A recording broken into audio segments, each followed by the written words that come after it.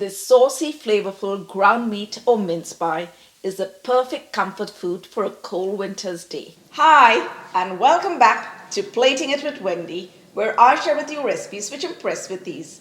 If you enjoyed this video, don't forget to give it a like, share, and comment. And if you enjoy trying out recipes that turn out right every time, you're at the right place. So go ahead, press that subscribe button, and while you're at it, if you hit the bell icon, you'll be the first to get notified every time I upload a new video. Now, let's get started. To a heated skillet on a medium heat, we're going to add 1.5 tablespoons of oil, and to that we're going to add 4 garlic cloves which I've finely diced. And we're going to saute the garlic cloves till they lose their raw flavor. Now we're going to toss in 2 medium-sized onions which I've finely chopped, and we're going to continue sauteing till the onions turn translucent. Once the onions turn translucent, what I like to do is move them towards the edge of the pan and create a well. Now in the center, we're going to add in 750 grams, which is approximately 1.5 pounds of ground beef. Now you could use any ground meat that you like. You could use chicken, you could use turkey, or you could even use lamb. And we're going to let it sear on one side. Then we're going to flip it over and allow it to sear on the other side. This is going to help to lock in the juices of the meat. To enhance the flavor of the meat, we're going to season it with 1 beef bouillon, which we're just going to crumble around, and then add salt to taste and about half a teaspoon of freshly cracked black pepper. Now let's give this a mix, and at the same time, we're going to incorporate the meat with the onions. And while doing this, we're going to use the spoon to break down the mince. Now we're going to add in 2 bay leaves, 1/4 cup of tomato paste, 2 tablespoons of Worcestershire sauce, 1/4 cup of red wine vinegar, and for a kick of spice, I like to add in 1 tablespoon of chili powder.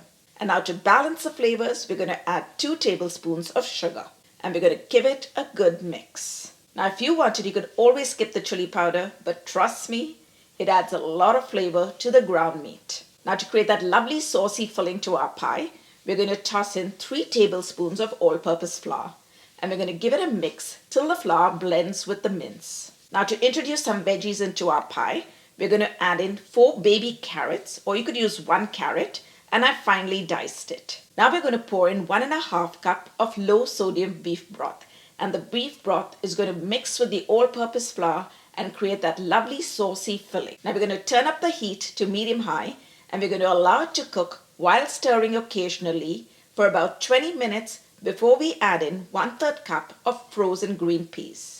Now let's give it a mix and allow it to cook for another 10 minutes. Don't forget to keep stirring it occasionally. I'm going to pick out the bay leaves because their job here is done. And now that the ground meat is ready, we're going to garnish it with 1 tablespoon of finely chopped cilantro. We're going to give it a quick mix, take it off the heat, and keep it aside to cool while we prepare the potato topping.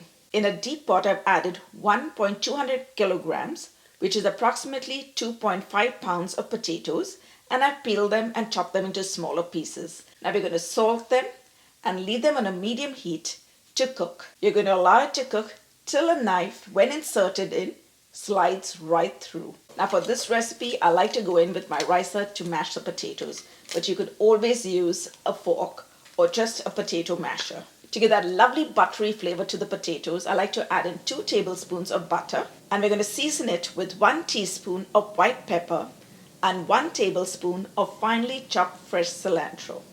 Now let's give that a mix and blend it all together. And once the potato has cooled down, we're going to add 2 egg yolks, and this is going to give that lovely yellow glossy look to our pie once it has baked. Now it's time for us to layer our pie. I've taken a 9 by 9 inch baking pan, and we're going to put in 1 thin layer of the potato at the bottom, and we're evenly going to spread it around so that it reaches every corner. For a little surprise, we're going to sprinkle in 2 tablespoons of freshly grated mozzarella cheese. Now we're going to spoon in all that delicious ground meat that we have prepared, and we're going to spread it around to cover all the potato at the bottom. I like to pack my pies with a lot of the ground meat so that you get a lovely layer of flavor with every serving. And while you're layering the pie, it's a good time to preheat your oven to 350 degrees Fahrenheit or 180 degrees Celsius. And now we're going to layer it with the remaining mashed potato. And you can create any texture on the top that you like. And while you're doing this, you want to make sure that you're spreading the mashed potato to every corner of the baking dish.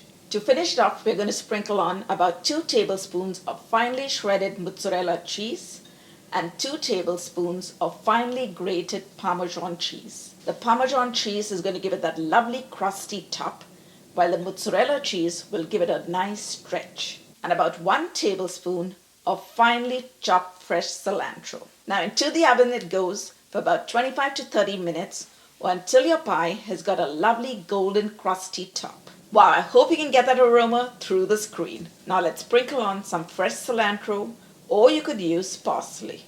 This pie should serve about 6 people, so let's cut it up and plate it. Look at those beautiful layers when you pull it out of the pan. Oh my goodness! Look at that! And now it's time to give our pie a taste. And it's looking so delicious and irresistible. I cannot wait. Wow! Can you see that lovely crusty top? It's looking awesome.